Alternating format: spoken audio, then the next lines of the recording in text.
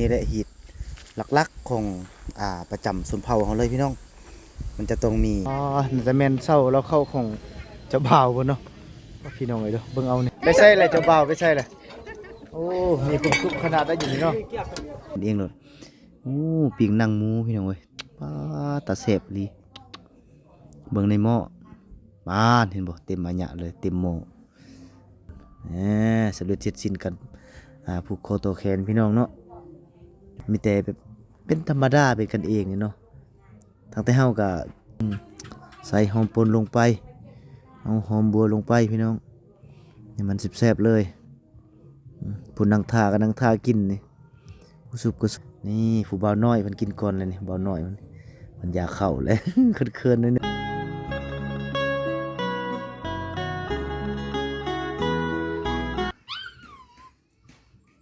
สบายดีท่านผู้ชมที่อยู่ทางในและต่างประเทศเนาะยินดีต้อนรับเข้าสู่ช่องวิถีชนเผ่าที่ดำเนินรายการโดยบ่าวแก้วเพราะว่าซึ่งมื้อนี้บ่าวแก้วได้มีโอกาสเนาะได้ไปร่วมงานดองหรือว่างานแต่งของพี่น้องชนเผ่าตะโอ้ยก็คือหมู่บ้านบ่าวแก้วนั่นแหละได้สร้างครอบครัวหรือว่าได้ไปเอาผัวอยู่พุ่นแหละอยู่บ้านจะเป็นบ้านละแบงบ่บ้านละแบงเมืองนองแขวงสวรรณเขตเนาะตัวระวังเมืองตัวเมืองเนาะงานนี้เป็นงานเมืองตัวเมืองที่ว่าลูกไผ่นี่อยู่ที่เมืองตัวโอยพี่น้องแต่ว่าลูกเคยมันอยู่เมืองนองก็ถือว่าดนและบ่ได้ออกชนบทเนาะซึ่งว่าบ่แก้วมีภาระครอบครัวก็เลยบ่ค่อยได้เฮ็ดคลิปส่วนนี้พี่น้องต้องขอโทษขออภัยนำพ่อแม่พี่น้องทุกฝั่งที่ติดตามรับชมเนาะเพราะว่าค่าภารกิจทางครอบครัวในพี่น้องช่วงนี้ก็ฤดูฮือไห้พี่น้องเนาะฮือไห้เพื่อเกี่ยมที่จะซักข้าวให้เนาะจากจุดให้แล้วก็ฮือตัวมันที่มันยังไม่บ่หมดนะหลังจากนั้นเกี่ยมซักข้าวให้แล้วก็ปลูกมันในพี่น้องฤดูนี้ฤดูปลูกมันเนาะในช่วงสงกรานต์นี้เพราะว่าเฮาเลยบ่มีโอกาสและบ่มีเวลาได้ออกชนบทซึ่งสิเป็นอะไรเนาะไปติดตามชมกันว่า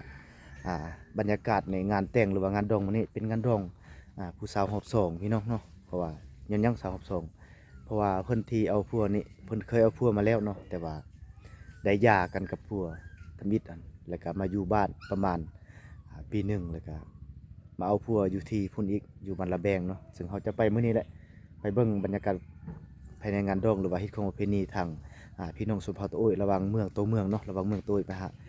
เมืองนองเนาะซึ่งจะใช้เวลาในการเดินทางเกือบ2 ชั่วโมงพี่น้องเพราะระยะทางมันไกลประมาณ50-60 กิโลนั่นแหละแต่ว่าทางมันก็บ่ค่อยสะดวกปานใดเนาะไปติดตามชมกันเลยพี่น้องตอนนี้เตรียมเดินทางเนาะยังเก็บผักอยู่ได้ยินข่าวว่าเขาสิค้างัวมันเกียมไว้ จึงจะได้กินงัวจึงบอกจะได้ไม่หมูน้อยสับแข็งนี่พอดีตายโลดแล้วตอนนี้กำลังเกียมมันสิเฮ็ดมาเพียเนาะท่านผู้ชมไปติดตามชมกันว่าเป็นจังได๋บรรยากาศภายในงานดองหรืองานแต่งของผู้สาวรอบสองเนาะที่ได้สร้างครอบครัวเป็นครั้งที่2อยู่ที่เมืองนองเนาะน่าจะเป็นบ้านสะแบงนี่คนก็บ่ได้หลายพี่น้องไปมื้อนี้เนาะประมาณนี้แหละแต่ยังสิฮับไปทางหน้าเพิ่นอีกเนาะญาติพี่น้องเพิ่นอยู่บ้านทางหน้าหลายๆบ้านได้ครับผ่านไปเพิ่นสิฮอดเฮือนเพิ่นเนาะหลายบ้านถือว่าไกลพอสมควรพี่น้องประมาณ50-60 กิโลพุ่นแหละเดินทางนี้คนก็มืดครึ้มอยู่เตรียมสิตกพี่น้องถ้าฝนตกนี่โอ้ยลำบากเลยมื้อนี้เกี่ยมจะมีพวกเราเท่าแก่ไปนำกันหลายคนเถอะพี่น้องทีมงานเฮามันขี่รถจักรไปเนาะนี่แหละ2 คนขี่รถจักรไปให้เขาขี่รถใหญ่ไปก่อนเนาะเอาสิขี่น้ำลังนี่ทางหน้าก็F6 เต็มเลยอะไรเลยเนี่ยได้หน้าเต็มเนาะก็เต็มเลยทั้งนั้นนี่เหรอเอาลุยงานเฮาได้กับงานเฮาอยู่แล้วผมเคยไป เฮาเรื่องไปแล้วเนาะบ่ปะบ่ทิ่มกันเลยเป็นงานดองประเพณีของเฮานะนี่ภาพบรรยากาศรวมๆในบ้านพี่น้องตอนนี้ประมาณน่าจะประมาณ7 โมงปลายนั่นแหละเตรียมออกเนาะเตรียมออกเดินทางแล้วเพื่อสิฮอดพุ่นจุดหมายปลายทางก็ประมาณ10 โมงหรือ11 โมงแล้วได้กินไปกินข้าวเพลนอยู่พุ่นเนาะหลังจากปั่นข้าวเช้าแล้วก็เก็บเดินทางเลยพี่น้อง เจ้าของเพิ่นยังเก็บผักอยู่เนาะเตรียมเจ็ดมาเพียได้อยู่พุ่นเนาะได้ยินข่าวว่าขางัวได้มื้อนี้ โอ้เพิ่นลกเอาเลยนี่เบิ่งแม่นี่นี่แหล้วเนาะน้องสาวผู้นี้แหละสร้างครอบครัวพี่น้องน้องสาวผู้นี้แหละกำลังเด็ดผักเพราะว่าอยู่จุดเฮาไปนี่ก็จะว่าบ่ค่อยมีผักเนาะมันจะอยู่ในเขตบ้านนอกหรือว่าเขตชนบทห่างจากตัวเมืองประมาณ5-60 กิโลนะพี่น้องเราก็เลยเตรียมไว้ตั้งแต่นี้แหละเพื่อไว้ใส่ลาบใส่ก้อยเนาะถ้าโชคดีเฮาก็ได้กินงัวพี่น้องถ้าโชคบ่ดีก็ได้กินหมูเนาะปกติเป็นฮิตพวกเฮาแม่นจะได้กินหมูอยู่เลยพี่น้องเนาะเฮาปกติดอกฮิตของประเพณีทางชนเผ่าเฮามันถ้าไปดองทางภาคใต้นี่จะแม่นได้กินหมูพี่น้องเนาะตัวน้อยตัวใหญ่บ่ฮู้เนาะแต่ถ้าว่าเขาเจ้าขางัวให้กินก็ยิงกันเป็นการดีเนาะไปติดตามชมกันเนาะบรรยากาศภายในงานเลยเฮาจะบ่เกี่ยวจะถ่ายบรรยากาศตามทางนี่เพราะเฮาผ่านหลายๆบ้านเนาะไปตามชมคลิปเต็มๆนำกันเลยเด้อพี่น้องเด้อเนาะไปเดินทางแล้วบัดนี้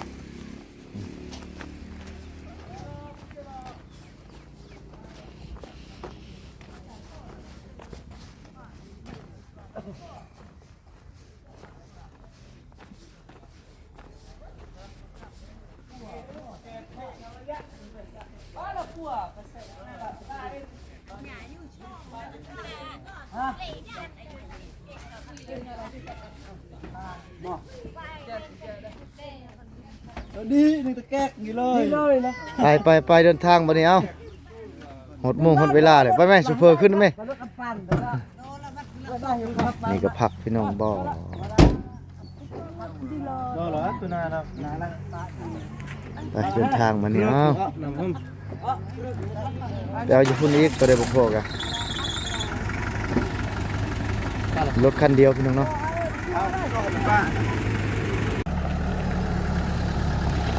ไปเดินทางแล้วบัดนี้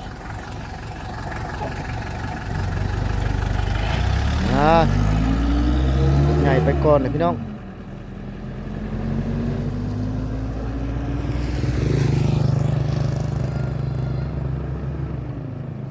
ได้ละตำแหน่งเฮาตำแหน่งเฮากำลังมาฮอดนี่มาเดินทางนำกันเด้อพี่น้องเด้อขอให้เดินทางปลอดภัยเนาะมื้อนี้เนาะ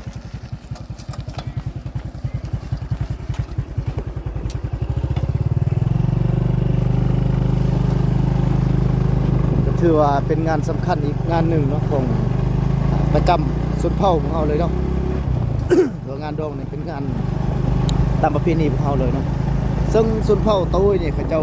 จะจัดงานดองแม่นโบเลือกวันเนาะพี่น้อง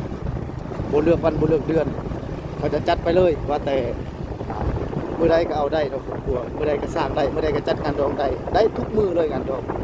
แต่ถ้าทางสุนเผ่าใหญ่คือสุนเผ่าเราลุ่มกันจะจัดบ่ได้เนาะจะเบิ่งเดือนเบิ่งเวลาถ้าใกล้เดือน4เนี่ยเจ้าจะบ่จัดเป็นงานดองเนาะแต่ว่าสร้างครอบครัวได้แต่บ่จัดงานดองแต่ทางสุนเผ่าโต้ยเฮานี่สบายจัดเลยเนาะทุกมื้อทุกวันใดก็ได้พี่น้องปกติเดือนเป็นทางดินแดงเลยลงไป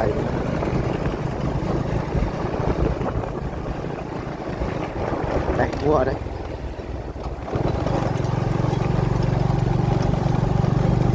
Rectico.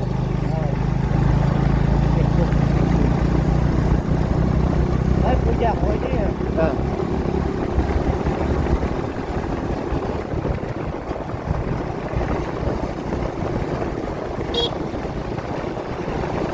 Man rồi.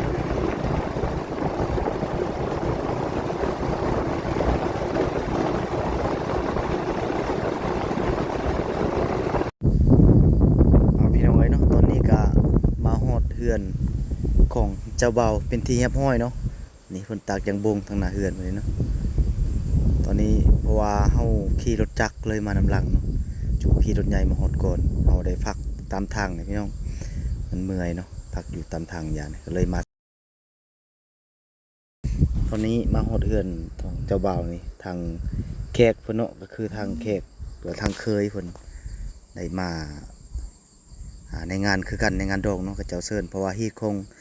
ทางพวกเฮาในนี่แหละ ถ้าว่ามีงานดองเขาจะต้องเชิญทางเคยแล้วก็ทางผู้รับใช้พร้อมเนาะเอาขึ้นไปเบิ่งอยู่บรรยากาศทางเฮือนเนาะเป็นอะไรบรรยากาศภายในเฮือนพี่น้องนี่เห็นบ่บรรยากาศภายในเฮือนกับนี่ประมาณนี้พี่น้องเนาะนี่ตอนนี้กำลังเว้าฮีตกันอยู่เนาะนี่อันนี้แหละฮีตหลักๆของประจำชนเผ่าของเลยพี่น้องมันจะต้องมีไฮน้อยๆแบบนี้เห็นบ่จะมีไฮน้อยๆมีหม้อแล้วก็มีซาดมีกระโจะส่วนสัตว์กระโจะแม่นทางพ่อเฒ่าแม่เฒ่าเอามาให้ทางเคยเนาะส่วนทางเคยมันจะเอาให้น้อยๆนี่คนมอบให้นี่หลังจากคนเว้าสิ้นพิธีแล้วก็มอบให้ทางอันนี้ลุงเนาะคือลุงเพราะว่าพ่อแม่เพิ่นเสียไปแล้วยังเหลือแต่ลุงกับป้าเท่านั้นเนาะนี่ทางลุงเพิ่นเอาเมียนเพื่อสิเอาตัวนี้นี่เนาะเอาเครื่องดังกล่าวนี่มาเว้าอยู่ทางเฮือนเพิ่นอีกบัดเมื่อจังเนาะเพิ่นสิเว้าอยู่เฮือนเพิ่นเนาะเพิ่นเอาเมียนรอเพิ่นเอาไว้เนาะตัวนี้แม่นสิเอาเมื่อเลยเพราะทางเคยเนี่ยเอาให้เลยเนาะตัวนี้ขาดตัวนี้บ่ได้ถ้าบ่มีต้องไปยืมนำคนอื่นเอามาให้พี่น้องขาดบ่ได้เลยนี่เป็นฮิตหลักๆของทางชนเผ่าเฮาเลยพี่น้องเนาะเสร็จเรียบร้อยการเว้าฮิตเว้าของพี่น้องนี่คือภาพบรรยากาศภายในเฮือนของเจ้าบ่าวบัดนี้เนาะบัดนี้เฮามาต่อบรรยากาศทางลุ่มพี่น้องเนาะตอนนี้กำลังเกี่ยมสิจับหมูพี่น้องที่แรกว่าเก็บพักว่าสิกินกับสินงัวพี่น้อง สุดท้ายบ่ได้ซ้ำมาฮอดแหละหมูน้อยให้กินว่าซั่นพี่น้องเนาะ เก็บพักมาอย่างดีเลยเนาะได้ยินข่าวว่าเพิ่นสิให้งัวแต่สุดท้ายบ่ได้เนาะไปกินหมูน้อยพี่น้องสุดท้ายภาพบรรยากาศรวมๆของทางเฮือนทางเจ้าบ่าวพี่น้องหรือว่าทางผัวแล้วเนาะทางผัวของสาวนี่แหละนี่เจ้าสาวเพิ่นนุ่งแฟอยู่เจ้าสาวเพิ่นไปเบิ่งหมูเนาะว่าสิตัวใหญ่หลายปานใดหมูเนาะเบิ่งนํกันเนาะว่าสิตัวใหญ่หรือน้อยเนาะว่าสิพอกินบ่พอเฮาไปก็บ่ได้หลายพี่น้องเนาะประมาณ30คนนี่แหละนี่ตัวหมูน้อยนี่บ่หมูดอนซ้ำนี่ก็ถือว่าใหญ่พอสมควรเนาะถ้าว่าเฮาซื้อเนาะราคาในท้องตลาดนี่ก็หลักล้านเลยได้สำหรับพี่น้องเนาะประมาณล้านปลายนี่แหละแต่นี่หมูเพิ่นเลี้ยงเองเนาะเพิ่นเลี้ยงอยู่เฮือนเพิ่นบ่ได้ซื้อเนาะให้ทางไทยเฮากินงานเอาจับบัดนี้ทีมงานเฮาจับอันนี้จับหมูเพื่อสิเอาไปเผาพี่น้องนะสิเอาไปเผาแล้วก็สิเฮ็ดก้อยพี่น้องเนาะเฮ็ดก้อยสุกเอามาเบิ่งเมนูนำกันว่าเฮ็ดอะไรกินเนาะต้องขอโทษขออภัยในสีละลายเนาะนี่คือน้องทางอันนี้เด็กเจ้าบ่าวเพิ่นผู้สูบนี่สีแดงนี่มันแนวใช้เบิ่งพี่น้องเห็นบ่เสาเราเข้าเพิ่นใช้อันชิ้นส่วนของระเบิดมาเฮ็ดเสาเราเข้าก็คือกระปางเนาะพี่น้องน่าจะแม่นเสาเราเข้าของเจ้าบ่าวเพิ่นเนาะพี่น้องเอ้ยเด้อเบิ่งเอานี่มีผลประโยชน์ขนาดใดเห็นบ่10-20 ปีก็บ่มีเอาปวกสิขึ้นพี่น้องเนาะเห็นบ่สบายนี่พี่น้องเอ้ยเป็นส่วนระเบิดเพิ่นเฮ็ดเสาเราเข้าเนาะอันนี้เป็นเฮือนของเจ้าบ่าวเพิ่นเนาะนี่แหละเฮือนเจ้าบ่าวเพิ่นที่พวกเฮากำลังมาฮอดประมาณ 9 โมงตอนนี้เนาะมาฮอดนี่เฮือนเจ้าบ่าวเพิ่นอยู่ที่บ้านหมู่บ้านระแบงน้ำเมืองนองแขวงสวรรณเขตซึ่งที่ว่าห่างจากเมืองตะโอยประมาณ40 หรือ 50 กิโลเมตรนี่แหละพี่น้องเฮาใส่ระยะในการเดินทางประมาณ2 ชั่วโมงเนาะเดินทางหรือชั่วโมงกว่าๆนี่แหละเบิ่งเสาเราเข้าคนเอาชิ้นส่วนของระเบิดมาเฮ็ดเสาเลยพี่น้องเป็นกระปางเนาะพี่น้องเนาะอันนี้เฮือนเพิ่นเนาะเฮือนเจ้าบ่าวเพิ่นเพราะว่าเพิ่นนี่แต่ก่อนเพิ่นเคยเอาผัวเทื่อนึงแล้วแต่ว่าได้ห่างกันกับผัวแล้วก็มาสร้างครอบครัวใหม่อยู่นี่อีกเนาะแต่ว่าผ่านชายแดนระหว่างตะโอยกับเมืองนองพี่น้องเป็นอันนั้นอิหยังเกาะเขาเจ้าเอิ้นว่าประชากรของเมืองตะโอยแหละเดี๋ยวนี้กลายเป็นประชากรของเมืองนองแล้วแขวงสวรรณเขตเนาะนี่คือบรรยากาศภายในงานดองหรือว่างานแต่งของพี่น้องชนเผ่าตะโอยเฮาเนาะประมาณนี้พี่น้องบ่มีหยังคือคืนเพิ่นบ่ได้จ้างวงดนตรีมาเซฟบ่ได้เซาตกเซาเต้นเนาะเฮ็ดกินแบบสบายๆเพิ่นสิขาหมูเนาะหมูตัวท้ายนี่กำลังหามหมูออกมานี่บ่ทันสมนี่หมู มันซื้อหมูมาตัวหนึ่งแล้วให้หมูเฮากินจะมีหมูและมีปลาพี่น้องเนาะทางตัวเฮาก็จะได้ครัวกินเองเลยพี่น้องครัวกินเองเนาะเอาเบิ่งเมนูเขาเฮ็ดอะไรกินจังหน่อยไปกินข้าวน้ำกันเนาะพอดีกินข้าวอาหารเพลนอยู่นี่เลยพี่น้องอาหารเช้าเลยครับเฮาได้กินอยู่เฮือนแล้วปั่นข้าวเช้าน้อยหนึงพี่น้องแล้วมากินเพลนอยู่นี่เนาะและหลังจากนั้นเฮาก็สิกลับพี่น้อง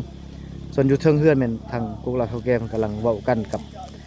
เงินค่าดองพี่น้องเนาะเงินค่าดองหรือว่าเฮ็ดตามฮีตามคองนั่นแหละ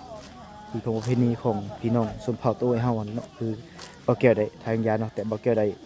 ภาคเสียงเนื่องจากว่าเขาเจ้าเปิดตู้ใส่มาฮอดนี้เนาะแต่ตอนนี้เขาปิดตู้อยู่เฮาก็เลยสุขดีได้ถ่ายบรรยากาศให้พี่น้องเฮาได้เบิ่งหน่อยหนึงเนาะเฮาเดินทางมาไกลแต่พี่น้องอันนี้จะเป็นญาติพี่น้องทางเจ้าบ่าวเพิ่นได้มาร่วมงานกันเนาะก็คือมากินเหล้ากินยานั่นแหละมาเขากินน้ำอยู่นี่เนาะส่วนทางนี้แม่นทางทีมงานพวกเฮาได้เดินทางมาจากนั่นแหละบ้านเจ้าสาวเพิ่นเนาะได้มาทั่วเมืองเพิ่นบ่เป็นเมืองใหญ่แต่พี่น้อง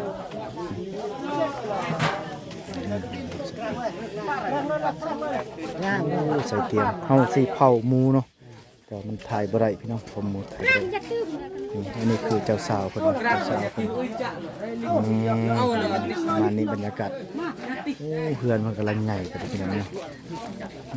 ทำเตียงไปเลยพี่น้องตอนนี้มันโหนแดดบ่ไหว ทางไฟไหวเลยอันนี้จะเป็นยางโบ้งเนาะนี่ยางโบ้งที่เจ้าถากออกแล้วเพราะว่าเขตหมู่บ้านนี่เขาเจ้าเฮ็ดยางโบ้งเป็นส่วนใหญ่เลยพี่น้องเด้อ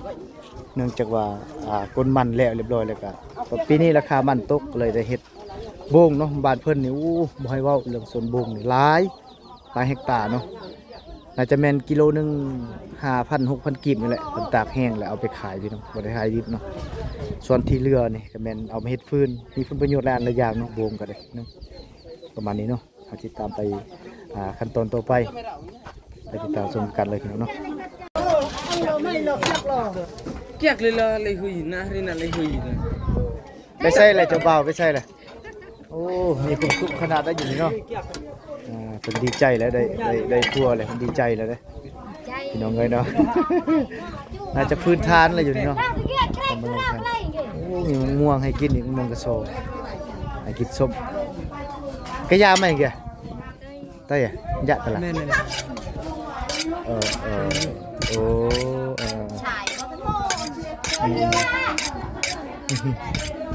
มวงกระสอบพี่น้องตอนนี้กำลังเตรียมสิขัวหมูพี่น้องไปติดตามตอนต่อไปเลยเนาะเอามาเบิ่งในขั้นตอนในการคั่วนะพี่น้องคั่วซีนหมูพี่น้องไว้เนาะอันนี้ทางผู้คั่วพุ่นเนาะตัวทีมงานเฮาเลยมาแต่บ้านเฮาแหละหลายๆคนมาเพราะอันนี้แม่นเขาเจ้าให้เฮ็ดกินเองเนาะเฮ็ดกินเองคั่วเองกินเองโลดโอ้ปิ้งหนังหมูพี่น้องเว้ยป้าตาแซ่บอีหลีเบิ่งในหม้อบ้านเห็นบ่เต็มอัญญะเลยเต็มหม้อเหลือหม้อเนาะพี่น้องยังอีกครึ่งนึงจะได้เฮาสิต้มใหม่อีกเอาต้มซ้ำนี้ก่อนถ้าตัวนี้สุกแล้วเฮาสิเปลี่ยน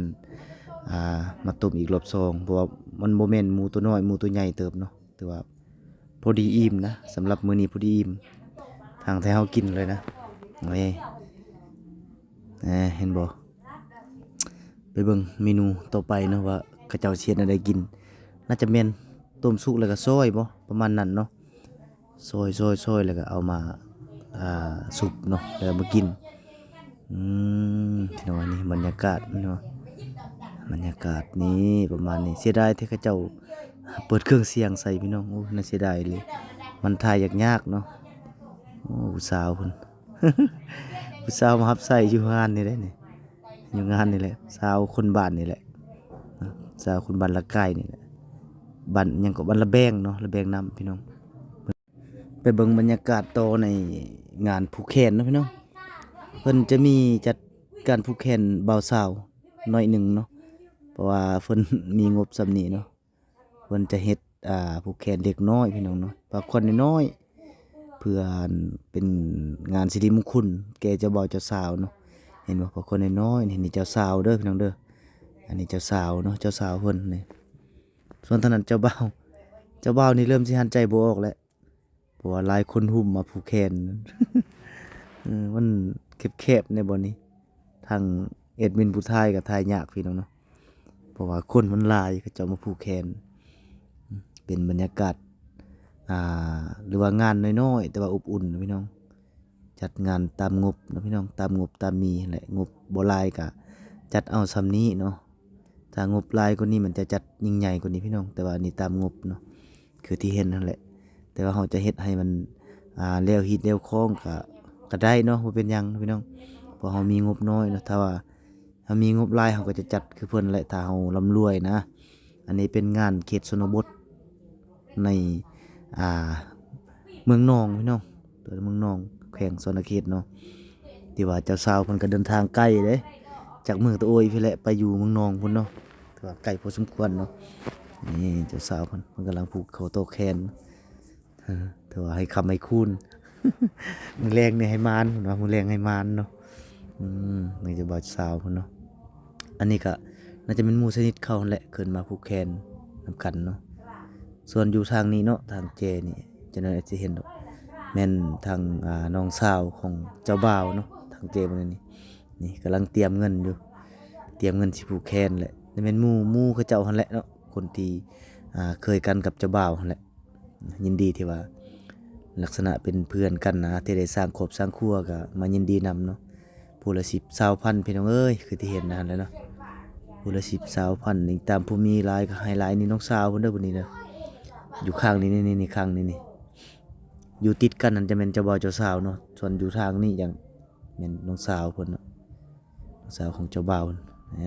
สำเร็จเสร็จสิ้นกันผูกคอตัวแขนพี่น้องเนาะ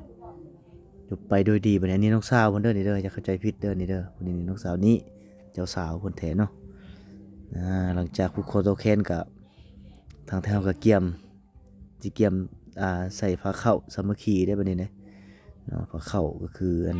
ก้อยหมูแหละเอามากินพี่น้องมาสู่กินเนาะเพิ่นจะมีเราอย่าปะแป้งบ่หลายดอกพี่น้องเนาะประมาณ 4-5 แก๊สแหละสู่แขกสู่คนมากินน้ำกันพวกที่เพิ่นได้เชิญมานี่เนาะมาในงานนี้ก็พอได้เล็กๆน้อยๆและอีกไปตามงบและงบน้อยก็เฮ็ดน้อยพี่น้องแต่ก็มีความอบอุ่นเนาะถึงว่ามันจะน้อยเนาะนี่สำเร็จเสร็จสิ้นแล้วเด้อพี่น้องเอ้ยบัดนี้เนาะต่อไปเฮาสิไปเบิ่งขั้นตอนคั่วกินเนาะพี่น้องเนาะเฮาสิลงจากเฮือนเนี่ยไปเบิ่งขั้นนี่ตอนนี้ต้มซีนหมูสุกแล้วเนาะกำลังเอาจากหม้อออกเพื่อสิเอามาซอยพี่น้องเนาะสุกแล้วจำนวนหนึ่งเนาะก็ถืออีกจำนวนหนึ่งยังบ่สุกก็เฮาสิเอาไปต้มต่อเนาะอันนี้จะเป็นขั้นตอนสุดท้ายเลยเบิ่งนี่น่าจะสุกเป็นหม้อที่2นะพี่น้องหม้อที่1อันสุกไปเรียบร้อยแล้วอันนี้หม้อที่2เลยเนาะกำลังปรุงหม้อแล้วยานี่โอ้เบิ่งแล้วเป็นตาแซ่บเด้อพี่น้องเด้อเนาะแซ่บหลายแต่ว่าหมูตัวนี้น้ำมันหลายพี่น้องเนาะน้ำมันหลายเฮาจะขัดน้ำมันออกเนาะเอาแต่ซีนกับกระดูกมาต้มพี่น้องส่วนน้ำมันกับหนังมันนี่มันพอจะเอาน้อยหนึงเนาะบ่ปนหลายเนาะพอยังมากินบ่ได้น้ำมันมันหลายพี่น้องนี่เซฟเฮาซอยอันนี้ตัวนี้สำเร็จแล้วเห็นบ่ซอยไปเรียบร้อยแล้วนี่มีแต่ท่าปรุงเลยตัวนี้นี่เสร็จเรียบร้อยตัวนี้ยังอีกตัวที่เหลือนี่เฮายังสิทำการซอยอีกเนาะนี่ส่วนมาเบิ่ง มาเบิ่งฝั่งนี้เห็นบ่บรรยากาศฝั่งนี้อย่างธรรมดาอยู่พี่น้องเราท่ากินอยู่หลายคนนั่งท่าเบิ่งเนาะนั่งท่ากินอยู่ว่าตอนนั้นสิแล้วแน่เริ่มซอยแล้วพี่น้องบัดนี้มาแซ่บๆนำกันนะพี่น้องเด้อเริ่มซอยแล้วได้บัดนี้ได้มาแซ่บๆนำกันนะพี่น้องเนาะพี่น้องที่อยู่ทั้งในและต่างประเทศเนาะซอยพี่น้องบัดนี้พ่นมีดพ่นฟ้าแล้วทำการซอยมันต้นใหญ่เลยพี่น้องบัดนี้เนาะซอยแบบต้นน้อยๆพี่น้องเนาะมาสุกมันจะขี้แซ่บเนาะผักบัวหัวหอมนี่ครบเฮาเกี่ยมมาตั้งแต่พุ่นแหละแต่ต้นพุ่นเลยเนาะเกี่ยมว่าสิกินลาบงัวนะแต่สุดท้ายเป็นอะไรกินชิ้นหมูพี่น้องเนาะกำลังซอยอยู่พี่น้องจนให้เฮาซอยแล้วเฮาสิจัดผ้าเข้าอยู่เทิงเฮือนพุ่นแหละเนาะเพราะว่าทางนี้แม่นเขาเจ้าบ่ได้เซาเต้นคือทางรุมเนาะเขาเจ้าบ่ได้เซาเต้นแล้วก็บ่ได้จ้างวงดนตรีมาเนาะมีแต่แบบเป็นธรรมดาเป็นกันเองนี่เนาะทั้งแต่เฮาก็กินหมูนี่แหละก็ สิพากันกลับพี่น้องเอ้ยเนาะจังได๋เนาะถ้าเฮาไปทางเฮือนเจ้าสาวแม่นเขาเจ้าจะเอาไก่ให้เฮากินเด้เราให้ไก่ต้มพี่น้องเนาะแต่ว่าเฮามาทางเฮือนเจ้าบ่าวแม่นเฮาจะกินชิ้นหมูหรือว่าปลาเนาะหรือว่าอิงตามความสามารถทางเจ้าบ่าวเนาะหรือว่างัวอิงตามเพิ่นมีเนาะมีส่ำใดมันกินส่ำนั้นพี่น้องเนาะแต่มันมีหลายก็กินหลายพี่น้องมีน้อยกินน้อยเนาะประมาณนี้เนาะเอาบัดนี้ทำการซุปแล้วบัดนี้พี่น้องโอ้ซองกระสามพุ่นบ่แม่นน้อยๆพี่น้องเนาะกระสามตัวนี้นี่ซุปแล้วแหละอันนั้นกระสามที่ซองเนาะกำลังซุปอยู่โอ้เบิ่งหน้าน่าจะแซ่บหลายพี่น้องน่าอร่อยเนาะเบิ่งเนาะใส่หอมป่นลงไปเอาหอมบัวลงไปพี่น้องนี่มันแซ่บๆเลยผู้นั่งท่าก็นั่งท่ากินนี่ซุปก็ซุปนี่น้ำลายไหลใส่นั่นก็ได้ อย่าน้ำลายสิไหลใส่กล้อยเด้อจังหน่อยเด้อ นี่ทางนี้ก็สิแหนกระดูกเลยทางนี้พี่น้องเนาะเสร็จพิธีเรียบร้อยบัดนี้เนาะเอามีแต่เกียมกินเด้อพี่น้องเนาะนี่ซุปอย่างดีเลยเบิ่งท่าทางในการซุปก็น่าจะแซ่บพี่น้องเนาะน่าจะแซ่บหลายพี่น้องมีครบเครื่องหอมมีข้าวคั่วกบเนาะแซ่บบ่แซ่บก็สุดเกลือเป็นนัวเพิ่นว่าเนาะเอาบัดนี้บรรยากาศภายในเฮือนเด้บัดนี้ได้เกียมกินเด้หลังจากแบ่งเป็นผ้าเข้าแล้วก็มาจัดได้บัดนี้เนาะจะจัดเป็นผ้าได้เนาะส่วนทางเทิงเพิ่นจะแม่นทางกุกเหล่าเฒ่าแก่เพิ่นเนาะแม่นจักสั่นเด้อกองเนาะพี่น้องเอ้ยเพราะอยู่เทิงเฮือนมันมืดนะใส่กันสั่นบ่อยากได้ถ่ายแบบธรรมดาเลยนี่มันอยากสั่นหน่อยนึงพี่น้องอันนี้เข้าเขาเจ้าใส่ถุงยางไว้เนาะนี่เข้าหลังจากกินนี่เฮาสิมื้อเลยเนาะตัวคลิปนี้มันทางแอดมินมันจะบ่ได้ปิดคลิปแบบคือผ่านมาเนาะเพราะว่ามันปิดคลิปบ่ได้อยู่นี่มันเขาเจ้าเปิดเพลงใส่นะก็เลยปิดคลิปบ่ได้มีแต่ว่าจบกินข้าวแล้วพวกเฮาเดินทางกลับแหละตัวคลิปนี้จะจบคือกันพี่น้องเนาะก็ผู้ใดเข้ามาเบิ่งเลยอย่าลืมกดติดตามเนาะกดไลค์กดแชร์กดกระดิ่งคอมเมนต์ใต้คลิปเนาะเพื่อเป็นกำลังใจทางเบาแก้วให้คลิปต่อไปเนาะแล้วก็ขอขอบใจพี่น้องทุกพังเนาะที่ติดตามชมคลิปของเบาแก้วแต่ต้นจนจบเนาะแล้วก็บ่คำโฆษณาให้ข้าพเจ้ามีรายได้เนาะก็ขอขอบใจหลายๆทุกพังเลยเนาะที่สนับสนุนเบาแก้วโดยมาตลอดพี่น้องเนาะตั้งแต่สร้างส่งใหม่ๆเนาะจนฮอดปัจจุบันนี้ก็ถือว่าพอสมควรเนาะบัดนี้ขั้นตอนในการกินพี่น้องเอ้ยเนาะนี่ผู้บ่าวน้อยเพิ่นกินก่อนเลยนี่บ่าวน้อยมันอยากเข้าเลย เคินๆนิดนึงเห็นกองเนาะเป็นกองใจเคินๆเลยพี่น้องขั้นตอนสุดท้ายแล้วบัดนี้หลังจากนี้เฮาก็สิกลับนี่ได้เบียร์เพิ่นบ่ส่วนหลายท่างนี้ก็เจ้ากินเบียร์ป่งเวียดเนาะบ่ได้กินเบียร์ลาวพี่น้องเนาะนี่กินแซ่บขนาดเพิ่นว่าแซ่บหลายว่ะเห็นบ่คุยกับเขาในสุดยอดเลยพี่น้องเนาะตอนนั้นก็พากันกินเลยพี่น้องบัดนี้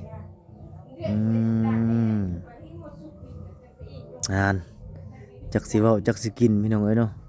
ส่วนละวุ่นอยู่ ส่วนละวุ่นอยู่เด้อพี่น้องเด้อเนาะเนี่ยนี่แหละงานพวกเขาเนี่ยนี่แหละมันบ่มีพิธีพิธางกันหยังไดเห็นบ่จัดกันกินทั้งเฮือนสบายนี่ผู้อยากเบียร์ก็กินเบียร์ผู้อยากข้าวก็กินข้าวพี่น้องเนาะมันมีหลายอันหลายอย่างเลยอยู่นี่เลือกกินตามสบายเลยว่าซั่น อันนี้ทางพายยิงมาเนาะ